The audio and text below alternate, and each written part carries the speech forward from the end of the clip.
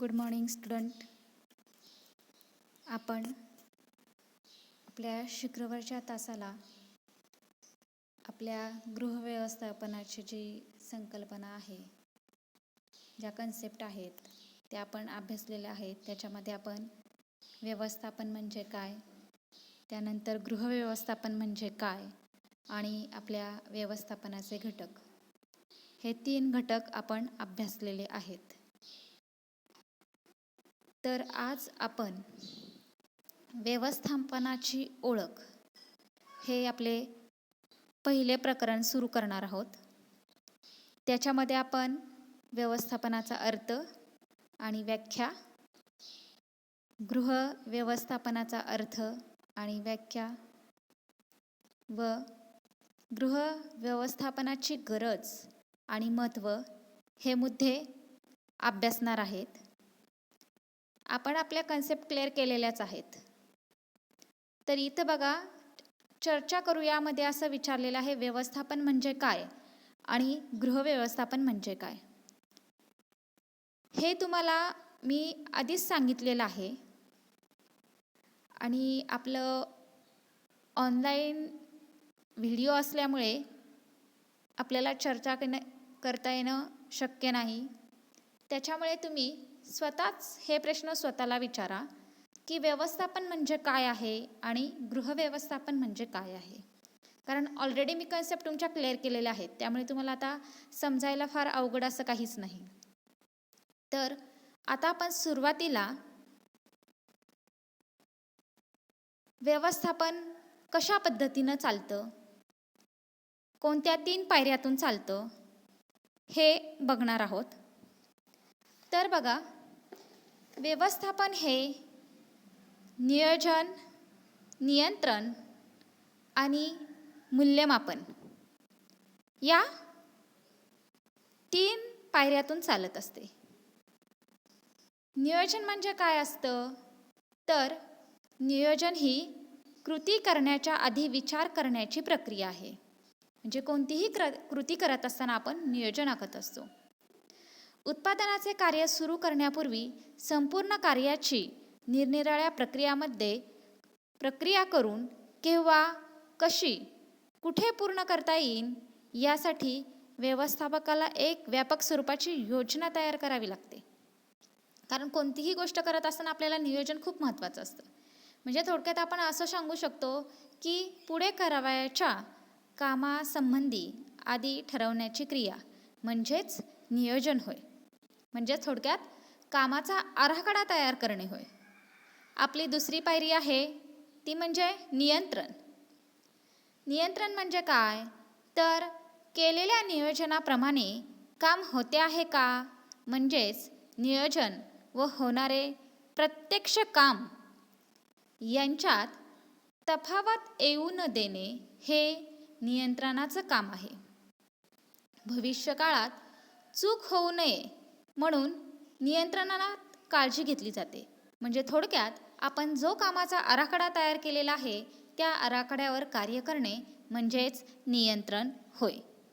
नियंत्रण म्हणजे आपण असंही म्हणू शकतो की उद्दिष्ट गाठण्यासाठी काही अडचणी निर्माण होत असतील तर त्या दूर करणे. तर आता आपलं तिसरं आहे ते म्हणजे मूल्यमापन. आता ह्या मूल्यमापनामध्ये काय केलं जातं, तर कामाची तपासणी केली जाते. म्हणजे आपण केलेलं काम कितपत सक्सेस झालेलं आहे की असक्सेस झालेलं आहे हे आपण त्याच्यामध्ये पाहत असतो. उदाहरणार्थ घ्यायचं झालं तर बघा, तुम्ही जेव्हा परीक्षा देता, आता तुमच्या परीक्षा होतील किंवा तुम्ही 10वीच्या परीक्षा झालेला आहात, पास झालेला आहात, मग त्याच्यामध्ये तुम्हाला किती मार्क्स मिळाले हे म्हणजेच तुमचं मूल्यांकन. मग त्या मूल्यांकनामध्ये तुम्हाला लक्षात येतं की तुमचा अभ्यास कसा झाला होता, चांगला झाला होता, बरा झाला होता का फारच कमी झाला होता, हे त्या तुमच्या मार्क्सच्या मूल्यांकनावरून कळणार आहे. म्हणजे थोडक्यात तुमचं जर उदाहरण घ्यायचं झालं तर नियोजन म्हणजे आता तुम्ही 10वीची परीक्षा पासआउट झाला, मग तुम्ही 10वीच्या परीक्षेचं नियोजन केलं असेल, मग त्यासाठी तुम्ही कशा पद्धतीने अभ्यास केला पाहिजे, किती वेळ दिला पाहिजे याच्याकडे लक्ष दिलं असेल.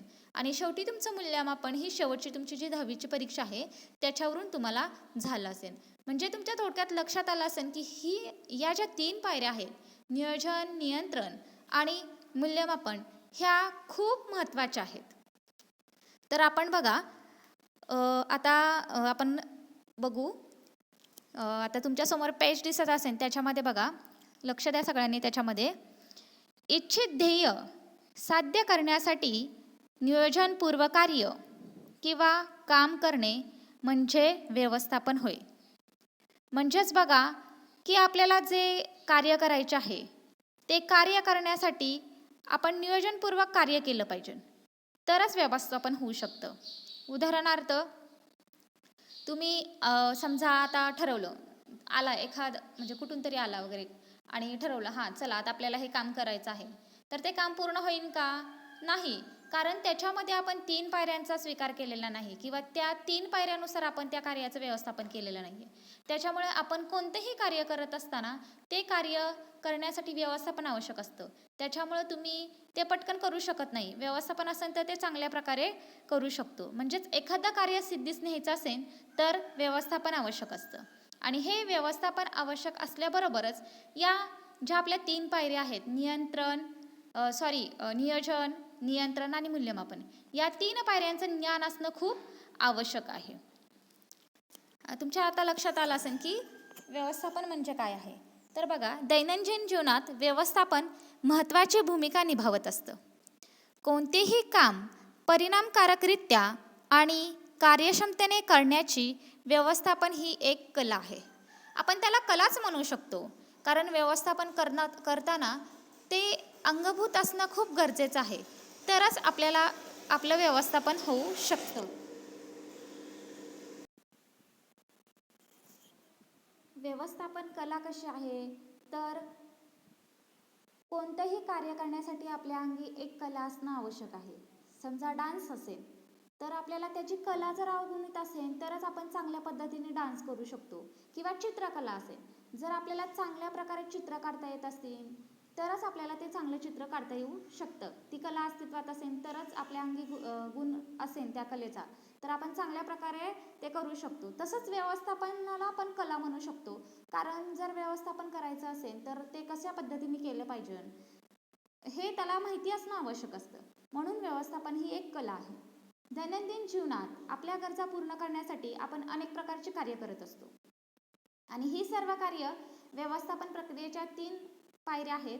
जसे आपण आता सांगितलं की नियोजन, नियंत्रण, मूल्यमापन, त्यांच्या उपयोगाने आपण ही कामे पद्धतशीरपणे पार पाडत असतो.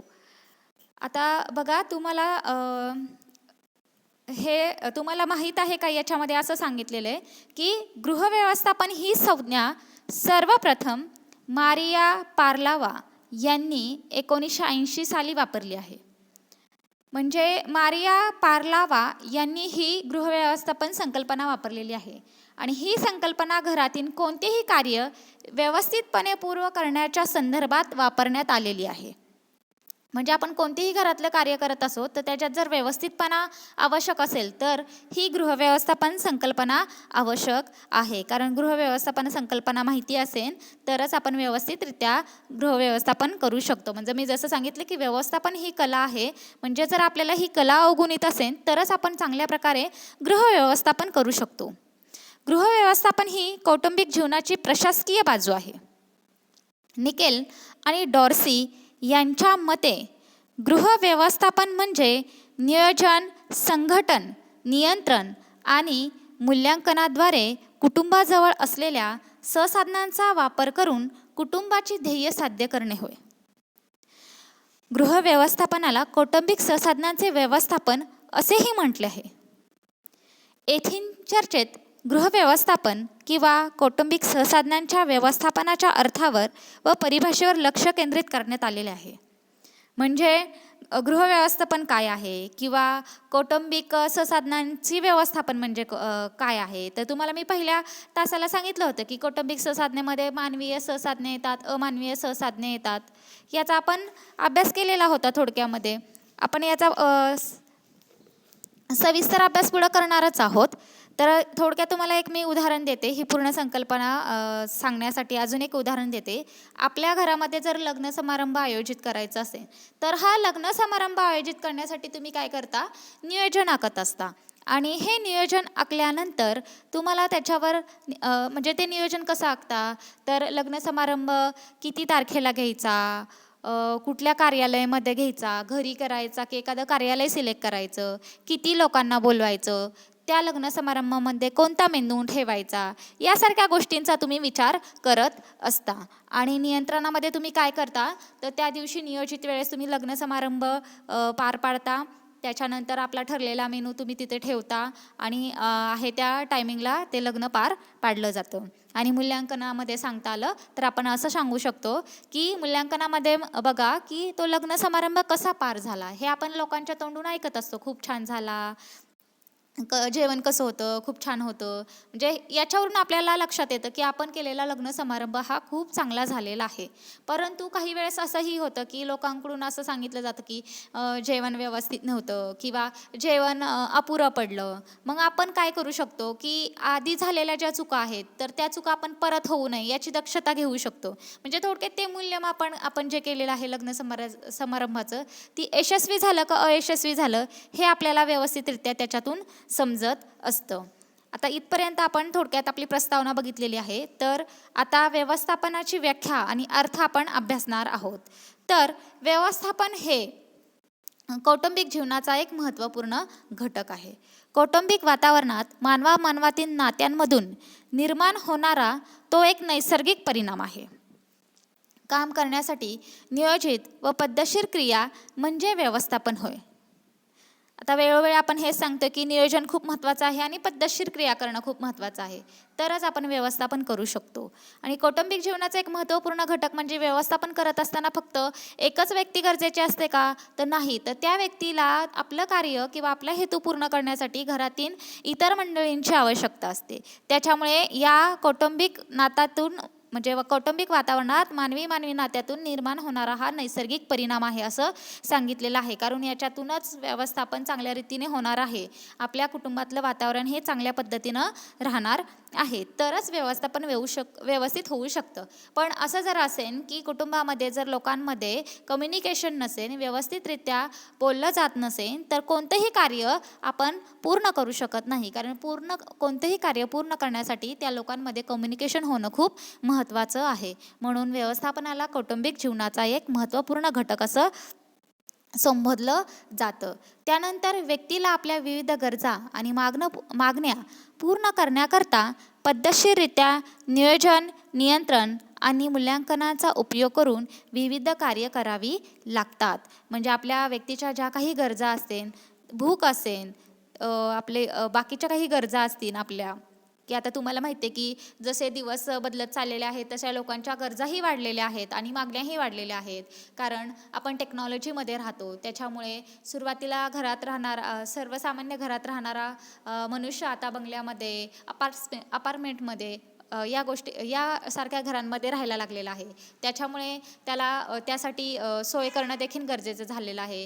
कारण मोठ्या घरात राहायचं म्हणलं, सुविधा संपन्न घरात राहायचं म्हणलं तर त्याच्यासाठी नियोजन करणं खूप गरजेचं असतं. उदाहरणार्थ सुरुवातीला एखादा व्यक्ती सर्वसामान्य कुटुंबातील असेल, मापातच जॉब असेल, तर तो व्यक्ती काय करू शकतो, सुरुवातीला साध्या फ्लॅट म्हणजे भाड्याच्या घरात राहू शकतो. त्याच्यानंतर जसं त्याचं इन्कम वाढत जाईल तर त्याच्या तशा गरजा वाढत जातात आणि ह्या गरजातून त्याचं एक उद्दिष्ट ठरतं की आपण चांगलं घर बांधलं पाहिजे किंवा आपण चांगलं घर घेतलं पाहिजे. त्या दृष्टीनं तो नियोजन करायला लागतो आणि त्याच पद्धतीने त्याची कार्य तो करत असतो. म्हणजे की जॉब करत असेल तर ओव्हरटाईम करणं किंवा एका जॉबबरोबर दुसरा जॉब करणं किंवा गृहिणी आणि दोघंजण जर एका घरात असतील तर त्याला गृहिणी मदत करू शकते त्यांचं स्वप्न पूर्ण करण्यासाठी. म्हणजे अशी विविध प्रकारची कार्य त्यांना करावी लागत असतात. तर बघा, व्यवस्थापन ही एक मानसिक प्रक्रिया आहे. व्यवस्थापन मानसिक प्रक्रिया का आहे, तर व्यवस्थापन करत असताना आपण सगळं आपल्या मनानुसार करत असतो. म्हणजे आपल्या मनात मानसिक प्रक्रियेमध्ये बघा की विचार, निर्णय क्षमता या घटकांना खूप महत्त्वाचं स्थान आहे. हे आपल्या मानसिक प्रक्रिया आहे. तर मानसशास्त्र या विषयामध्ये या मानसिक प्रक्रियेचं सविस्तर विश्लेषण केलेलंच आहे. त्याच्यामध्ये त्यांनीही सांगितलेलं आहे की या मानसिक ज्या प्रक्रिया आहेत त्या मानसिक प्रक्रियांचा वापर करून आपलं दैनंदिन जीवन आपण जगत असतो. म्हणजे व्यवस्थापन करत असताना देखील मानसिक प्रक्रियांचा समावेश असतो. म्हणजे कुठल्याही गोष्टीचं नियोजन करत करत असताना आपण ते नियोजन कशा पद्धतीने करू शकतो, म्हणजे त्याच्यामध्ये विचार प्रक्रिया येत असते आणि ते नियोजन करत असताना आपण कोणकोणते निर्णय घेतले पाहिजे याचा देखील त्याच्यामध्ये समावेश होत असतो. म्हणून व्यवस्थापन ही एक मानसिक प्रक्रिया आहे असं म्हटलं जातं. तर तुम्हाला व्यवस्थापन ही टिंबटिंब प्रक्रिया आहे असं MCQमध्ये किंवा पर्याय निवडा याच्यामध्ये प्रश्न विचारला जातो. तर तुम्ही सांगू शकता की व्यवस्थापन ही एक मानसिक प्रक्रिया आहे. यात निर्णय घेण्याचा समावेश होतो ज्यामुळं क्रिया घडते, की मी जसं सांगितलं मानसिक प्रक्रियेमध्ये निर्णय खूप महत्त्वाचे असतात. त्याच्यामुळे कोणतीही क्रिया घडत असते, कारण आपण कुठला निर्णय घेऊ त्याच्यावरती क्रिया आधारित असते. यशस्वीरित्या काम पूर्ण करण्याचे ते माध्यम असते. म्हणजे आपण निर्णय घेणं, मग ते निर्णय कसे असतील याच्यावर ते असतात. काही वेळा निर्णय चांगले ठरू शकतात, तर काही वेळा ते निर्णय अयोग्यही ठरू शकतात. जसं मी सांगितलं की लग्न समारंभामध्ये तुम्ही लग्नाचं बजेट ठेवता, एवढी लोकं येतील तेवढी लोकं येतील, मग त्यावेळेस जर तुमची त्याच पटीत लोकं आले तर तुमचं जेवणाचं नियोजन व्यवस्थित होऊ शकतं. पण त्यानुसार जर लोकं जास्त आली तर तुमचं जेवणाचं नियोजन ढासळू शकतं. आता तुम्ही कोविडच्या कंडिशनमध्ये बघता की लग्न समारंभामध्ये जास्त लोक येत नाही, त्याच्यामुळे बऱ्याचशा अन्नाचा नाश होतो किंवा त्यांनी जे नियोजन ठरवलेलं आहे ते विस्कळीत होत असतं. म्हणजे प्रत्येक वेळेसच नियोजन व्यवस्थित होईन असं नाही, तर त्याच्यामुळे व्यवस्थितरित्या काम पूर्ण करण्याचे माध्यम आपण निर्णयाला म्हणू शकतो. कारण आपण निर्णय कसे घेतो याच्यावर आपलं हे काम पूर्ण होणं गरजेचं असतं. समाजात होणाऱ्या बदलांच्या दृष्टिकोनातून त्याचप्रमाणे घरगुती बदल हाताळण्यासाठी व्यवस्थापन हे एक बौद्धिक माध्यम आहे. म्हणजे समाजात जे बदल होत असतात त्या दृष्टिकोनातून, म्हणजे मी आत्ता सांगितलं की आपण म्हणजे आपला राहणीमान हे बदलत चाललेलं आहे. आपण त्या समाजामध्ये राहण्याचा प्रयत्न करत आहे, त्यानुसार राहण्याचा प्रयत्न करत आहे. की आधी लोक साध्या कुडाच्या घरात राहत होती, पण आत्ताची माणसं ही बंगल्यासारख्या घरांमध्ये राहायला लागलेली आहे. म्हणजे समाजातला दृष्टिकोन हा बदलत चाललेला आहे. त्याचप्रमाणे घरगुती बदल हाताळण्यासाठी म्हणजे की आजकालच्या स्त्रिया जॉब करू लागलेल्या आहेत, त्याच्यामुळे घरामधलं काम आणि त्याच्या व्यतिरिक्त म्हणजे जिथं जॉब करतात तिथलं काम, ह्या दोन्ही गोष्टी सांभाळून त्याच्यामध्ये त्यांना घरगुती बदल करावे लागतात. की जसं की लवकर उठून सगळ्या कामं करणं, सगळ्या गोष्टी व्यवस्थितरित्या पार पाडणं, हे बदल हाताळण्यासाठी व्यवस्थापन गरजेचं आहे. आणि हे बौद्धिक माध्यम आहे, कारण हे आपण जे काम करणार आहे ते आपल्या बुद्धीनुसार करणार आहे. आपण त्या बुद्धीचा तिथं आपला बुद्धीची कसोटी लावणार आहे. की आपण जर जॉबला जायचं असेल एखाद्या महिलेला, तर आपण जॉबला जाण्यासाठी आपण घरचं काम कसं करू, त्यासाठी किती वेळ देऊ, या पद्धतीचा तिला बौद्धिक कसोटी पार पाडावी लागते. म्हणून व्यवस्थापन हे बौद्धिक माध्यम आहे असं समजलं जातं. तरीही हे लक्षात ठेवण्यासारखं आहे की व्यवस्थापन प्रक्रिया मात्र कधीच बदलत नाही. जसं मी सांगितलं की व्यवस्थापनाच्या 3च पायऱ्या आहेत: नियोजन, नियंत्रण आणि मूल्यमापन. हे जरी काळ बदलत गेला, समाज बदलत गेला, घरगुती बदल जरी बदलत गेले, तरी ह्या पायऱ्या बदलत जाणाऱ्या नाहीत.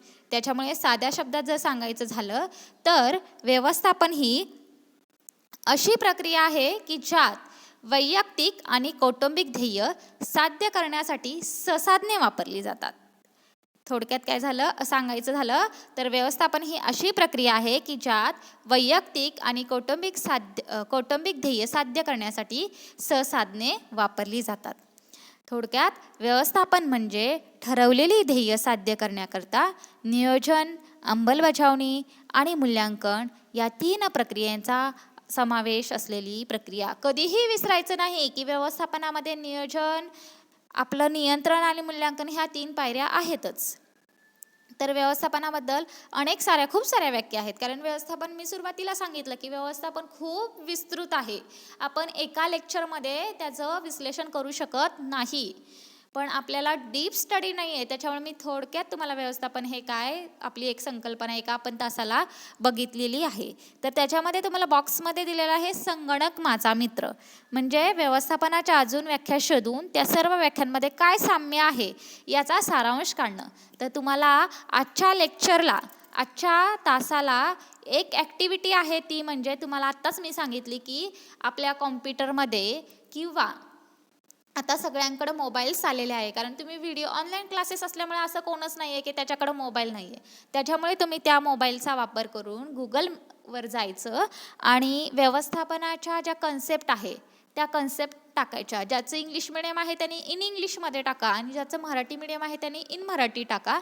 आणि तिथं खूप साऱ्या व्यवस्थापनाच्या व्याख्या येतील. मग त्याच्यामध्ये काय साम्य दिसतं तुम्हाला, तर हे तुम्ही मला गुगल मीटला जेव्हा आपल्याला लेक्चर्स आहे तेव्हा ते तुम्ही मला सांगायचं आहे. तर ही ॲक्टिव्हिटी सगळ्यांना आहे, कारण तुम्हाला व्यवस्थापनाचा अर्थ त्यातून अजून चांगला समजणार आहे आणि तुमच्या बऱ्याचशा गोष्टी लक्षात येतील की व्यवस्थापनामध्ये एक गोष्ट साम्य आहे. तर आपण पुढील भाग पुढच्या तासाला अभ्यासू. आत्ता आपण इथेच थांबू. धन्यवाद.